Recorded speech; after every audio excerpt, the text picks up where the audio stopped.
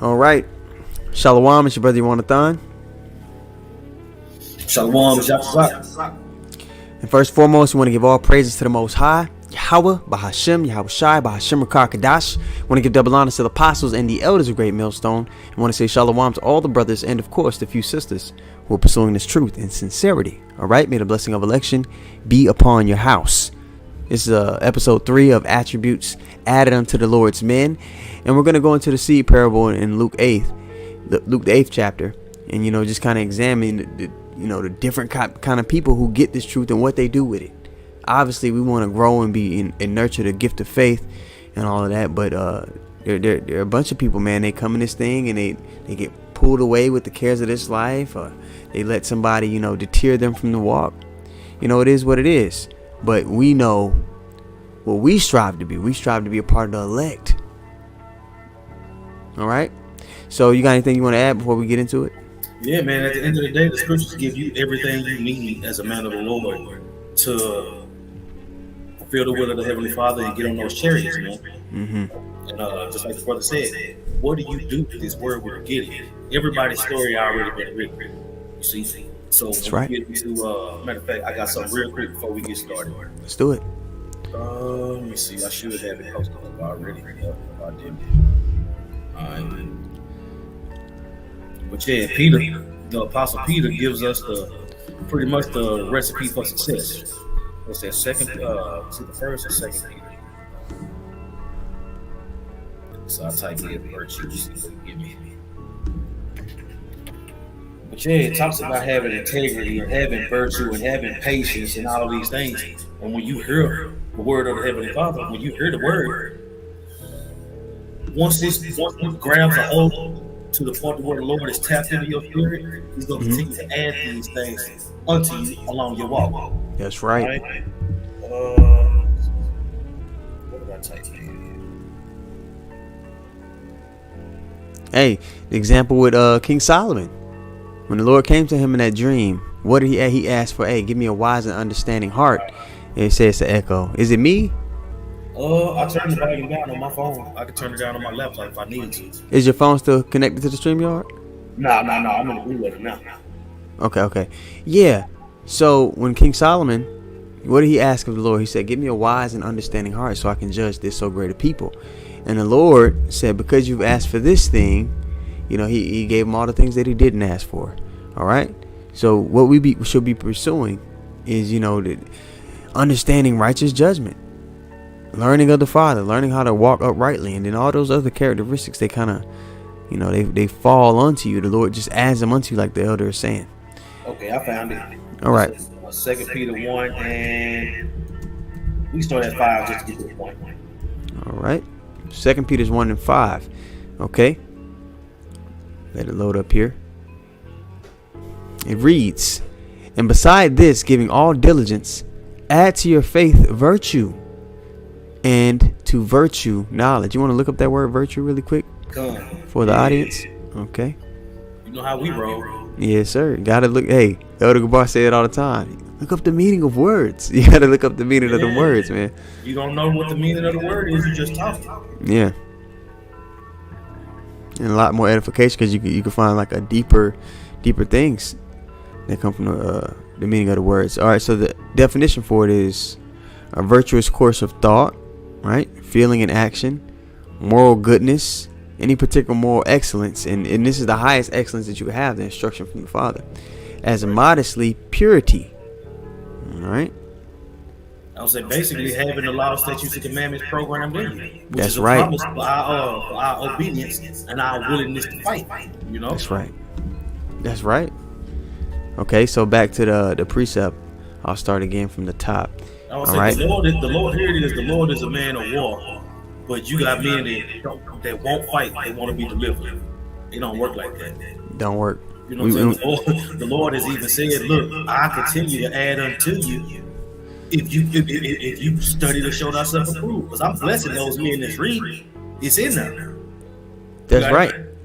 And we touched on courage the last lesson with King David, man. Everybody was afraid to stand against Goliath. They were afraid to stand against the evildoer. But the Lord's men are not gonna, That's not going to be something they have a deficiency in. All right, 2 Peter 1:5 once more. It says, and besides this, giving all diligence, add to your faith virtue, and to virtue knowledge, and to knowledge temperance. Got to look up temperance too. Yep. And to temperance patience, and to patience godliness. All right, so let's go look up that word temperance here. And we get the word. Let me let him say it. Strong's G 1466. Ekratia. Kratia. Okay. And the biblical usage says self-control, mastering yourself. Right. Yep. The virtue of one who masters his desires and passions. His aim. That's what I'm saying, man. That's what I'm saying. You gotta put the Lord first. It's like you mentioned earlier, King Solomon, he asked for a righteous mind on how to rule this great people. Yeah. And then everything else was added unto him. Yeah. He didn't put he put the Lord first. You see? And anytime you don't put the Lord first, you're gonna be out of there. Yeah. This is that knowledge is the beginning of reigning over the flesh, and not the flesh reigning over you. All right, so it says that self-control, you know, it's brothers who in the world, man, if they seen some of the stuff that goes down at camp, it would have been a different story. Man. But now that they in this truth, you understand, they have a little bit composure. They think a lot more about their actions. They become a different person through the renewing of their mind. You see? That's right. All right, let me back out of that. Okay. I don't know how we're gonna get rid of this echo.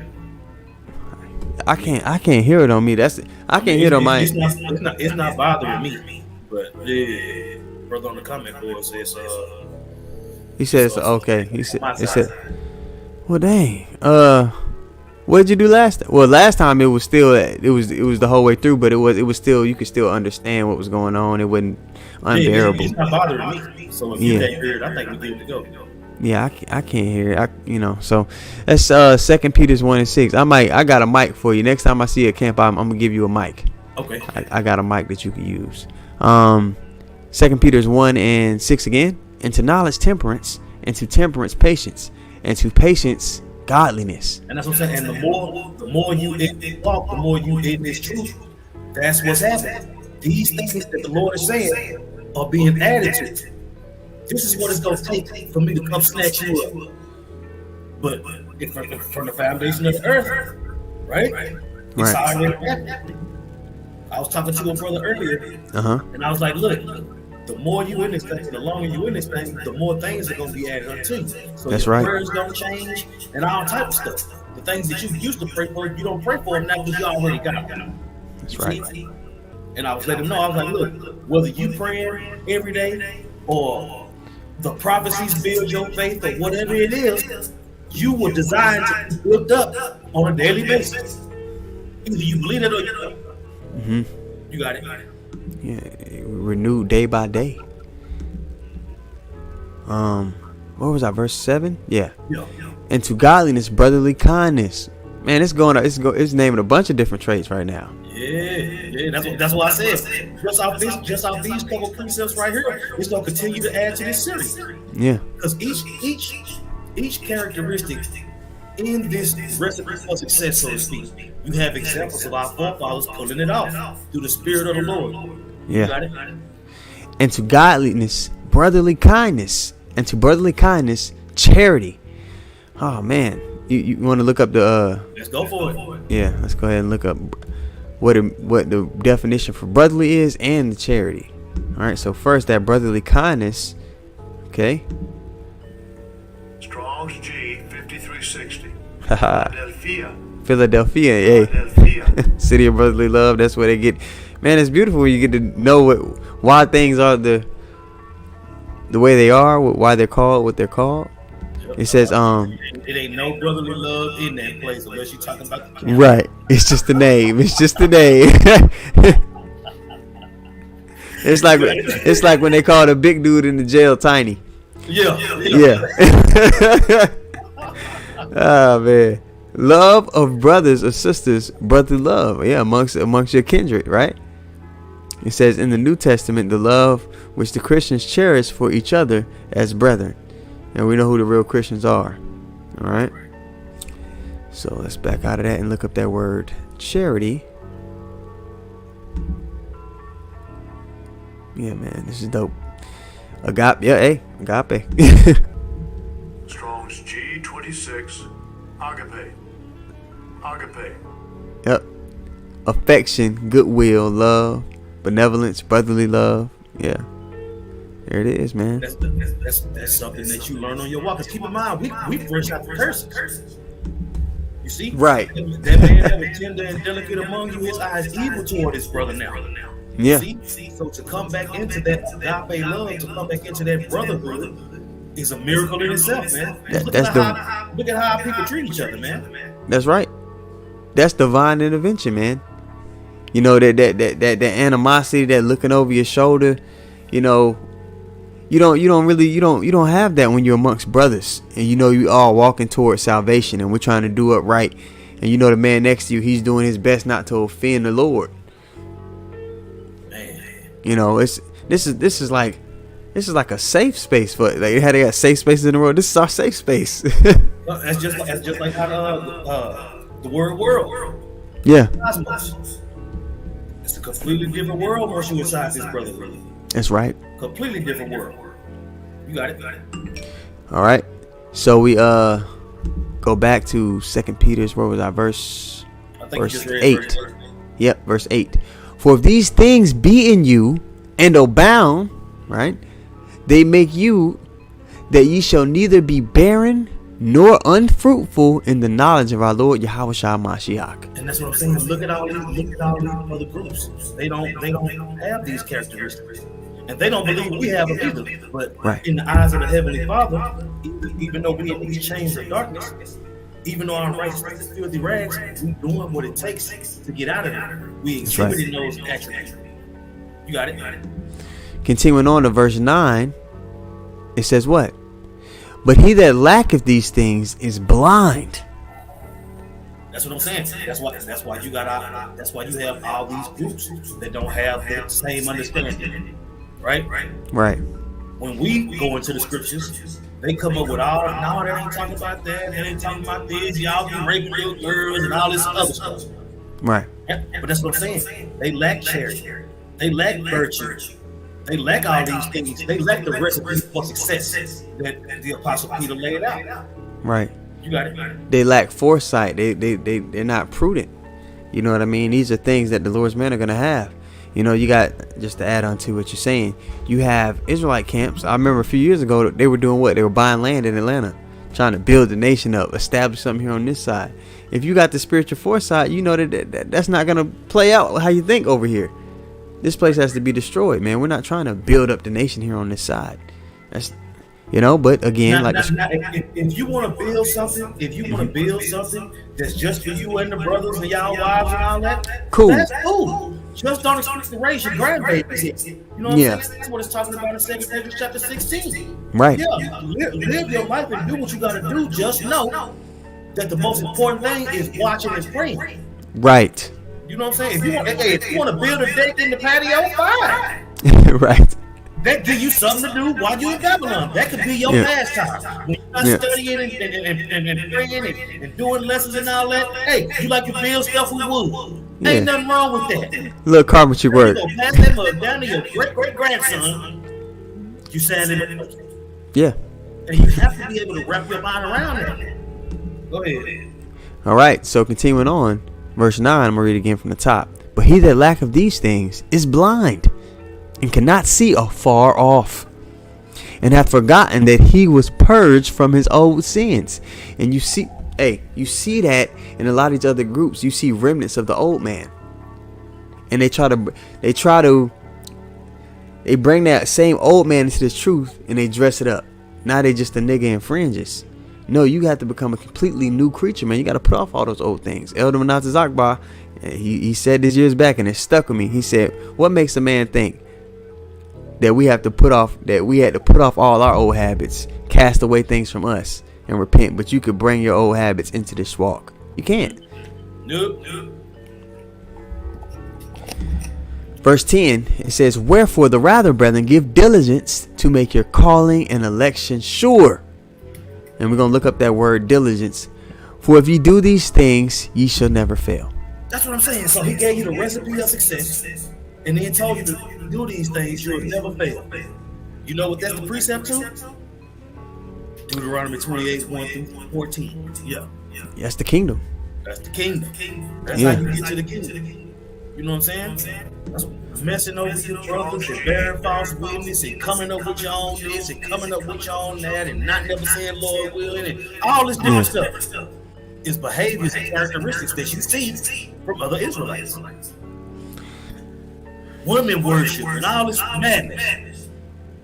You see Israelites doing that, and they got the same Bible we got. Yeah. But that's what I'm saying. Have them break down, have them break down this precept. Yeah. You're going to get a whole different take. You know what I mean? Because they're missing a lot of these qualities to begin with, because they're blind, like I said. Now, we were laughing about it before we got started. You had a Jake that, you know, he went to jail because he opened the door for a woman here. And then he just this cracked me up. But I got thinking about it as I was driving back home from work. He pulled a gun out on a woman because he opened the door for her, and she didn't say thank you. Now, hey, the Israelite man on this side has been unappreciated. All right, it's a frustration that the Israelite man has. But when you come into this knowledge, you understand why. You understand what's to come, and you get the composure that comes with the knowledge. Right. He didn't have that. All he knows is that he's frustrated. He's been feeling unappreciated. He opened that door. She didn't say thank you. He said, "No, bitch, you gonna appreciate me." And now he in jail. You see. You need. He knew when he opened that door, she wasn't gonna say nothing. He knew that going into the situation, and still ended up in jail. But that's what I'm saying. That's when turning the other cheek and being wise as a serpent, harmless as a dove, come into play. Right, man. People, I'm saying, Jake needs to stop thinking that the precepts is only for the highways and highways. Right. It's for your whole life. You get cut off on the highway. Let him have it. I'm pretty sure being a prudent man, you on time on your way to your destination. If he got to turn off the highway to get where he going, let the nigga have it. Right. If the ambulance is scraping his ass up and you safe at your location, you say, call him on your house about the guy was shot for protecting you on the highway from the ignorant ass nigga. Right. Especially in Dallas. Oh my goodness. That's what I'm saying. You don't have to wait until you're on the highways and byways to use these precepts. You could be standing in line at Walmart and be wise and certain harmless as a dog. Damn. Go ahead. All right, so this is the word for diligence, right? Strong's G 4704. Spoudazo. All right. Spoudazo. And it says to hasten, make haste, to exert oneself, endeavor, give diligence, man. That's what I'm saying. So what are you gonna do when you get this word? Cause we still haven't even cut the lesson up yet. We haven't even cut the lesson up yet. But that's what I'm saying. As we get through the lesson in Luke 8, you're gonna see that all these things that Peter was talking about are things you need to get into the kingdom. And he's the right hand man of Yahweh. So come on now. Let's do this. So obviously he knows something. All right. Let me back out of this here. Read that one more time here for you guys. Okay. It says, I'm actually going to read verse 9 one more time. It says, but he that lacketh these things is blind and cannot see afar off. He don't have that prudence like you were going into. And hath forgotten that he was purged of his old sins. Wherefore, the rather, brethren, give diligence to make your calling and election sure. For if you do these things, ye shall never fail. Right? That's plain. Yeah. Is that all you wanted on that? Yeah. Okay. Go to Luke the 8th. Okay. Yeah. So now we're going to Luke the 8th chapter. And we're going to start down at the 4th verse. Yahweh Shah is giving the seed parable. Okay. So let's go ahead and get into it. I'll read. And if you need to stop me, just stop me. All right. This is Luke 8:4. It says, and when much people were gathered together and were come to him out of every city, he spake by a parable.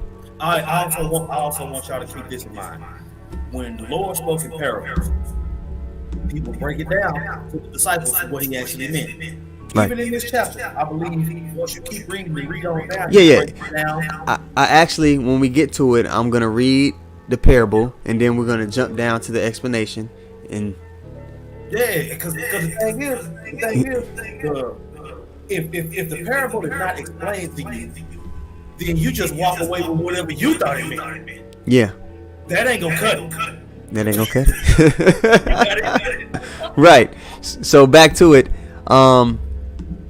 Verse 5. It says, a sower went out to sow his seed, and as he sowed, some fell by the wayside, and it was trodden down, and the fowls of the air devoured it. All right, now let's jump down, I believe, to verse where is it? The wayside. I think it's verse 12. Yes, so this is the explanation for those that fell by the wayside here, okay? It says, those by the wayside are they that hear, then cometh the devil, and taketh away the word out of their hearts, lest they should believe and be saved. And that's the thing. That's the thing. You see all these examples in your walk. You know? And the Lord is explaining it. And he explains it just the way we explain it. You see, well, we explain it the way he explains it. Right. Because he made it plain. But everybody that heard that sermon did not get the understanding of what it meant. Right. And they were just out there with whatever understanding they had. But the true doctrine was given to who it was supposed to be given to. And that's a man with those attributes. Right. Go ahead. So yeah, you even see people, they'll hear this truth, man. You know, and they hear it, they might even stop and listen and be like, oh, that makes sense. But then, you know, hey, somebody come up and say some wild stuff at camp, and they just kind of, it just kind of goes. They were never meant to get it, like the Zaquan is saying. You know, verse 6, it says, and some fell upon a rock, and as soon as it was sprung up, it withered away because it lacked moisture. Now we jump down to verse 13. It says what? Baptized with the water of the word. Mm-hmm. You know what I'm saying? Whoa, yeah. It's an understanding like the water to a thirsty traveler. Living water, man. And if you are a thirsty traveler, this word is precious. Yeah. You see? Go ahead. Verse 13, it says, and the rock, Salaki, they on the rock are they which when they hear receive the word with joy. And these have no root, which for a while believe, and in time of temptation fall away. That's what I'm saying. Oh man, I'm an Israelite. You know what I'm saying? The heathen going down. I'm glad this white man. And then you see that. Then you see you bounce downtown. You know what I'm saying? Or you start to have co-workers that ask you at work, man, what's this? You out there with a dress on, talking crazy to people? What's up? Ashamed. You should now. You should now. Oh, I can lose my job over this? Oh no, I ain't signed up for this. Oh no, you trouble in the flesh. Oh, my woman getting money. I'm gonna lose my woman and my job. Oh hell no, y'all crazy as hell. Yeah, not understanding that, hey man, that's a rite of passage in this thing. And the reward greatly outweighs anything that you'll lose on this side. But again, that person must not have the foresight to see what we're even fighting for. Okay. So now we jump back up to verse 7. It says, and some fell among thorns, and the thorns sprang up with it and choked it. Now, this is a beautiful example here. It says, they, and that which fell among thorns are they, which when they have heard go forth, and are choked with the cares and riches and pleasures of this life. That's what I'm saying. You got dudes that want to play basketball. You got dudes that want to rap. You got dudes that was actually up to be the next guy, that big thing. Yeah. Nope. And it's just like the parable of the, it's just like when the dude asked the Lord, I've been righteous my whole life. What do I got to do to get eternal salvation? Right. He said, you got to give up all your riches and walk with me. And he's like, man, but I'm rich though. For real? And he said he walked off sad. He said he walked off sad because he had all these possessions. And what did the Lord say? See, I can't do nothing to a nigga like that. Yeah. You got it? Yeah, man. Let me read that one more time. And they which fell among thorns are they which when they have heard go forth and are choked with the cares and riches and pleasures of this life and bring no fruit to perfection. That's what I'm saying, man. The world kept you from growing yourself and bringing forth fruit. That was said when the Lord gave you that penny, you didn't do nothing with it. Right. Go ahead. What do you do with this gift when it's given to you, man? All right, jumping back up, verse 8, and this is the lot we want to be a part of, right? And other fell on good ground and sprang up and bare fruit an hundredfold. And when he had said these things, he cried, he that have ears to hear, let him hear. Okay, now we jump down to verse 15, and it says what? But that on good ground are they which in an honest and good heart, having heard the word, keep it and bring forth fruit with patience. That's Yeah. that's the whole point. The whole point is for you to learn enough to teach somebody else, for the elect to be raised up. And it's gonna take those attributes to get there.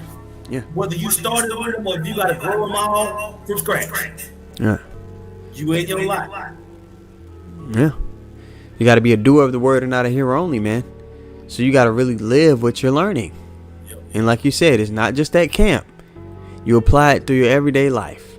No matter where you are, this is now who you are. This is not an on and off switch for this thing. It's always on. You're always walking uprightly and being a spiritual man. You see? And what you'll notice is it gave you four different, categories. 3 of them ain't gonna make it.